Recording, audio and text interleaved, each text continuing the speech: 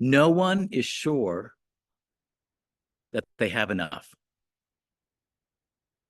That was what was told to me by a very wealthy donor 35 years ago. And he opened my eyes to this whole theme of how much is enough. I'll tell you a quick story about the background on that. So I was just out of graduate school, and I was just starting my job at the chapel at Harvard's Memorial Church. I was an assistant minister for special projects. And I soon found out that special projects meant that I was going to have to help with fundraising. I had spent 3 years studying theology, mysticism. I didn't study fundraising, and I didn't want to do it. I resented it. But the pastor told me they desperately needed help with fundraising. Well, I was only 27 years old, and I had no idea what to do. And at Harvard, of all places, you can just imagine, the Memorial Church, which sits right in Harvard Yard, had no fundraising program at the time, and it did have this incredibly charismatic preacher, the Reverend Peter Gomes, who did all the fundraising himself. So I was assigned the task of donor cultivation, which meant that you would take people out for dinner and what do you like about the church? What don't you like about the church? Would you write a check to the church and so forth? So it's very intimidating. And it being Harvard, you can imagine I met these really heavy hitters that were quite intimidating. Bank presidents, philanthropists, celebrity professors, and people who were just using their philanthropy to get access to Harvard. So it was very intimidating. And as lovely as our upbringing was in an upper middle class part of Pennsylvania, Bucks County, I was not part of the ultra mega wealthy of the people that I was meeting with. And one of the dinners that I'll never forget was I was invited to a dinner of a celebrity professor, quite old, quite famous. His first name and his last name were both names of former Harvard presidents, to give you a sense of where his background was. And he lived on a street called Brattle Street, which is a very elite street of Cambridge in Harvard Square. And I invited he and his wife to dinner on behalf of the church. And they said, no, we're going to invite you to our house. And so I got invited to the house, and their home was gorgeous on this gorgeous street. They were a lovely couple. And they even had the authentic waspy Harvard accents to go with it too. The lockjaw, talking like this. Come on in, Richard. Welcome to the house. Beautiful to have you here. Marvelous. So, and the home was beautiful. And I expected, these were very wealthy people that, of course, they're going to have a team of cooks or, whatever in this huge house. But no, his wife was there cooking in the kitchen. And we sat in the parlor and chatted. And this professor came to morning prayers, which was a little morning chapel. And he said he liked my messages. They were only 5 minutes because they had a high titter factor. And I said, I had what's a titter factor? Well, I later found out that meant it made you giggle. Who knew? These are new words. And so we had this great discussion. And then I got a little nervous as we were waiting there in this discussion, because the professor was sort of not aware, but I could smell burning in the house. It smelled like a fire somewhere in this mansion. And I was sort of trying to interrupt the conversation, and I could see smoke kind of wafting into the room. And eventually his wife came out of the kitchen and exclaimed, I burned the string beans, sort of like Julia Childs. Are you okay with burnt string beans, Richard? And so what was I going to say, right? And so before I could answer, the professor responds, oh dear, that won't be a problem at all. So as we sat down to eat, I politely scraped the char. They were really charred. They were black string beans off the beans. And they served this incredibly outstanding wine. And so I started drinking the wine, to deal with the string beans. And I think that I grew funnier with each glass. I was entertaining them with stories. And then they were entertaining me with stories. He blew me away when he said he dropped this mic. He said, oh, he was a descendant of Ralph Waldo Emerson. And so this is just an incredible Harvard night. But I became bolder, and I had this one question. And this was the question that anybody who worked at the church always wondered, which is, we had surveyed all the potential donors, which is what you do in fundraising, and we discovered this very strange factor. The ultra wealthy, waspy families gave only a paltry amount of their money to the school compared to their fortune, which at Harvard, they knew exactly what your fortune was. A little scary. This is even before the internet, but they knew how much you made.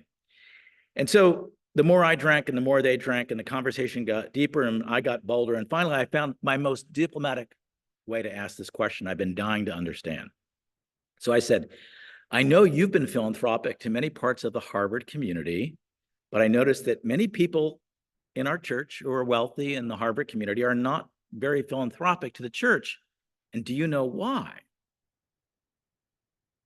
So what he told me really opened my mind to enough, because he said, Richard, the families don't think they have enough.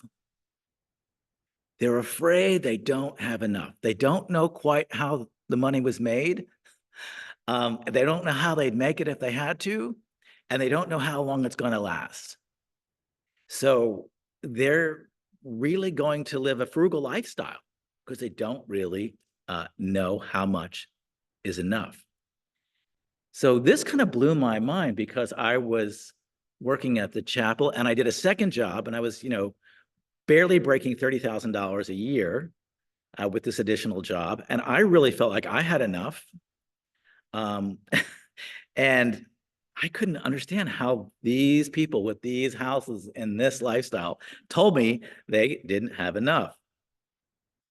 And so one of the big things I learned in that fundraising experience is the wealthier people that I dealt with, they were very often the people who were sure they did not have enough. This was something I found over and over again, and they just weren't sure how it would work.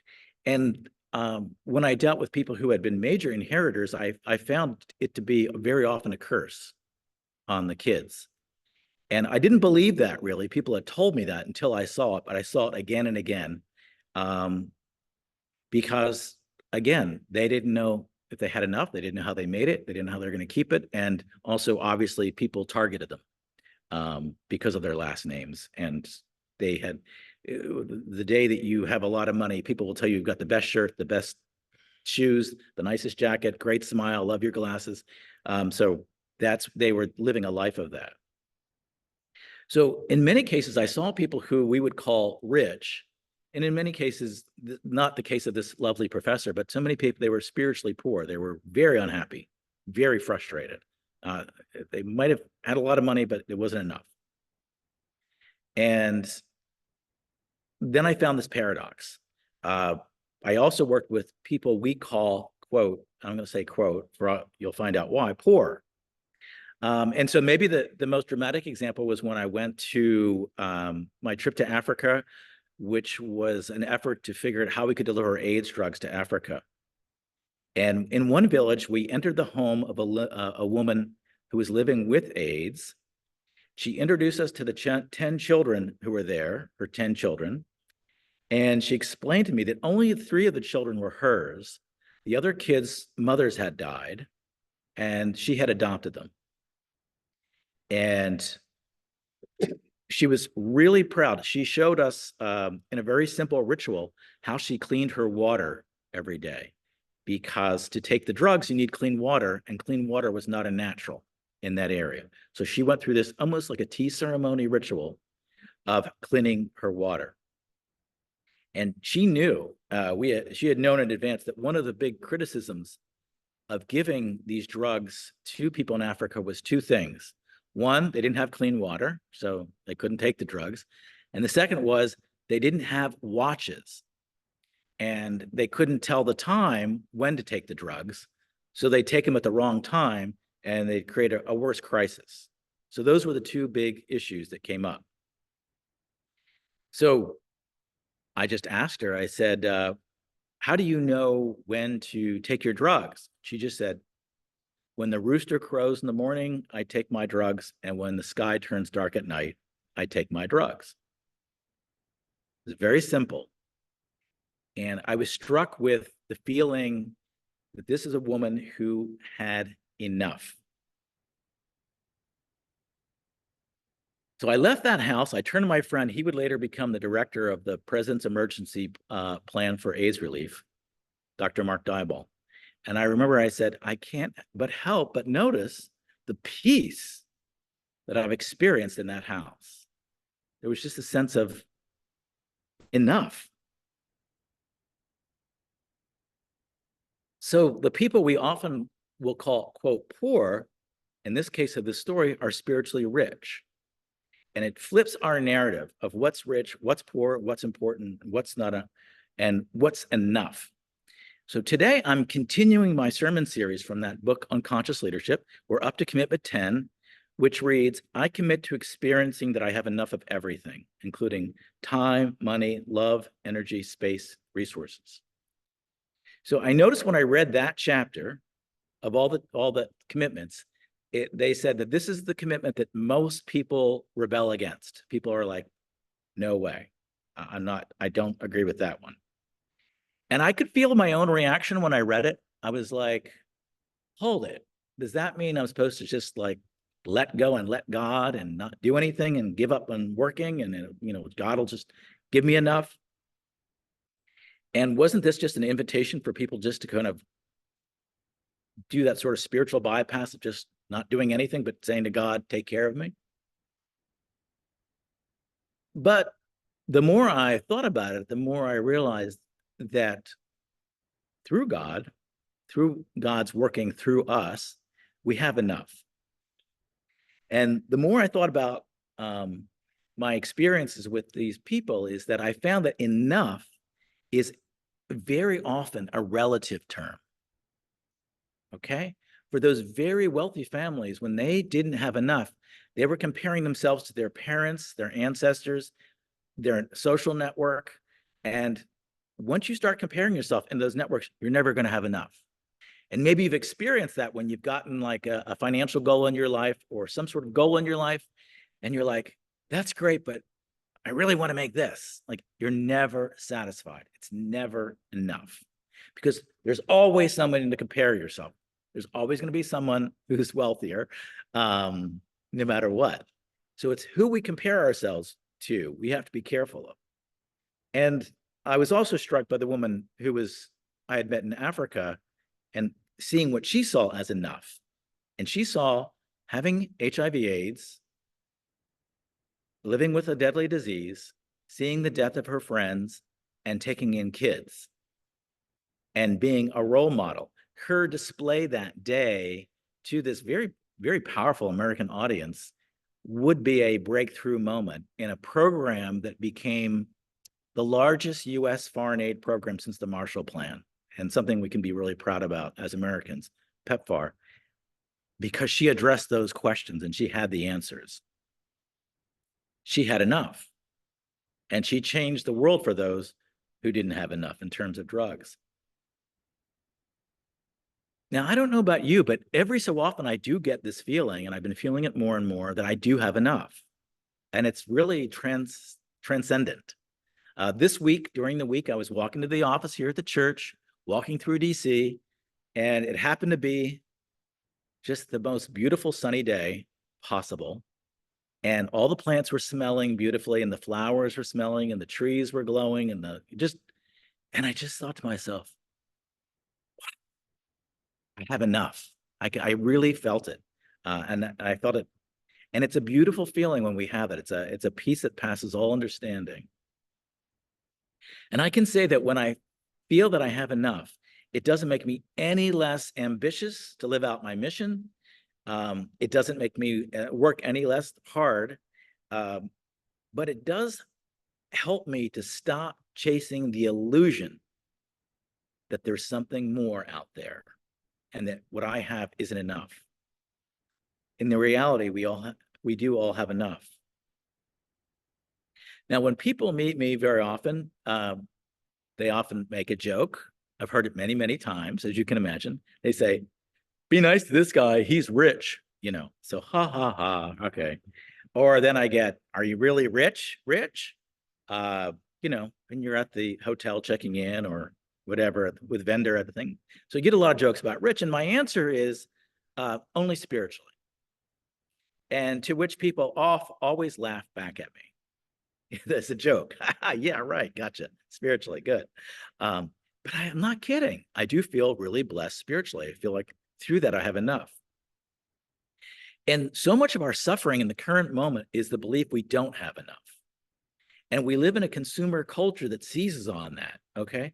And it constantly tells us, you're wearing that shirt? That was last season's shirt. Oh, gosh, pathetic. So we're always reminded, oh, our clothing is not enough, our whatever we have, the watch, the house, the salary, the title. And it really is a radical idea in our this time and this age that to say, I have enough. And Jesus speaks about this a lot. This is not a new problem. He has a great line where he's one of his most famous lines. What does it profit a man to gain the world but lose his soul? We're in a culture right now where people are chasing the world and losing their souls. So how much is enough for you? Well, all of us can only answer that ourselves. And very likely depends on who we're comparing ourselves to. But if we live in the United States, which I think most of us do, and Roxanne is an American living in Canada, we are, by all measures of relativity to other people in the world, we have enough. We're doing so much better than others. So we have enough. And what does that say about accumulating wealth? Or does that mean negotiating, when you're negotiating a salary, just saying, you know, whatever? I don't think so. But here's the thing. We have to get clear on how much is enough in our life. And then when we have over that, we need to give that away. We need to be philanthropic and charitable, because there are people who are suffering at different relative levels of enough, and they need help. We might see that in our own church community when people ask for support in our community chest that we're creating. But if you have extra resources, we have to avoid the temptation of our culture. Well, that just means a bigger car or a better, you know, better, more and more. There's always ways to spend it. But we can live a more simple and minimal life enough, and we can give that away. So I think, yes, make a really great salary and give away the rest. I think when I'm sometimes frustrated when I do fundraising in the past years when I'm dealing with super wealthy people and I'm asking them to fund like a children's program and they're like quizzing me on it. And I'm thinking, you wouldn't, this is the amount of money that would cost you to, you know, put your boat in the water every year. You know, this is what I'm thinking. I don't often say it, but it's like, give it away, waste it on these nonprofits that are trying to do good. If, you know, even if it doesn't work out, pay their salaries for a couple of years. But for the most part, what we're doing is even a worse example of what Jesus talked about in the gospel story today. We're building bigger barns. This is a real sin for American culture that we really have to address as Americans. This is a scary number for you. I looked it up. I'm horrified. Guess how much the self-storage industry in America is per year? How much money goes into the self-storage industry? Bigger barns. We say, oh, I've got to put it in that bigger barn. Hold on to your seat. $44 billion a year is what we're spending on building bigger barns in America, with 52,000 storage facilities around the country. So we have so much, some people have so much money, so many things, that they just rent bigger barns. And I think we're all suffering for that, because they could just give that away. They could give it to charity, the extra things, sell it and give away the money. But instead, we're financing a $1 billion barn industry of bigger barns. So I've talked a lot about money, and it ties in that the two areas I find are the most challenging in this topic of having enough is money, and the other is time. They're very similar because we also, if we're not complaining about not having enough money, we are complaining about not having enough time. And so the truth is we do have enough time. In fact, everybody in this church service has the exact same amount of time. Now, some of us will have more or less in our lives. I mentioned this singer today for the song, Jim Croce, died after doing that. I'm doing a funeral on Monday of a friend who's only a few years older. We don't know when enough of our life will be. We have no idea. Some of us will longer, some shorter. But when we're alive, we all have 24 hours in a day. And we need to do the same thing in that is to prioritize and simplify in the same way we could with our less bigger barns, simplify our schedules. I'm reminded by the comments of that woman back in Africa again, who said that she took her AIDS drugs when the rooster crowed in the morning and when the sun set at evening. Okay. We were not going to fund this program because they didn't have watches. And over the years now, there's been longitudinal studies, and the people who are on the AIDS drugs in Africa have a higher adherence rate to the drugs than the Americans. Why is that? Because the Americans say they're distracted. They've got too many things going on and they forget. They certainly have watches, clocks, but they can't remember. They don't have any way of prioritizing. So again, it turned that whole narrative on its head. So I think in the case of money, we need to be more minimalist and figure out what I really need and what I don't need and what I can give away. I think in the terms of time, an area I really have struggled with. I'm always saying yes, yes, yes. And also I would say as a pastor, people kind of approach you for counseling constantly, for free counseling. And you have to say, no, I can't do this. I can't do that. We have to figure out how to say no, because the physical bodies that we have are our vehicles for this time, enough of our physical time. We have to take care of them the best we can. That means proper nutrition, proper exercise. It means prioritizing our sleep as the most important thing of all of our time. And it's saying no to things, and it's really deciding what we say yes to. Now, you are very smart people in managing your time because you are here today. And that is the smartest use of time, is coming to church, the Holy City, on Sundays. But really important that we manage our time. We say no to certain things. We decide we're going to say yes to certain things. The other day, I was talking to a friend of mine who pointed out that among his generation, he was just saying, I don't have a friend in my network, he's younger, who's not on a psychotropic drug for anxiety. And we just were curious, like what happened? What did he think? Why was that? And his theory was kind of interesting. He said, we're not living in a human world anymore. I hadn't really heard that before. He said, this is the speed of life is not human.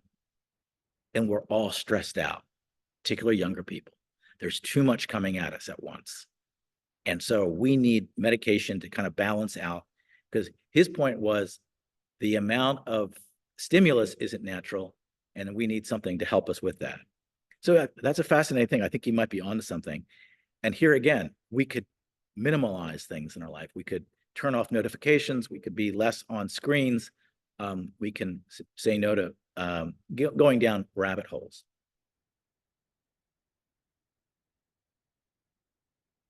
What's the best way to figure out this time and money thing is coming back to, I think, Swedenborg's insight, which is we have to first start with the right motivation. We really just say, God, I really want to love my neighbor and love God and guide me in that. And that's the number one thing that's going to motivate me. That's going to be my greatest love. When we say that, doors will open up. Enough does happen.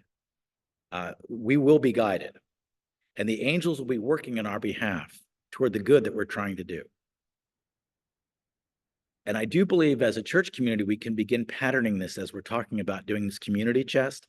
We can, as a church community, begin to say, I have enough money and you don't.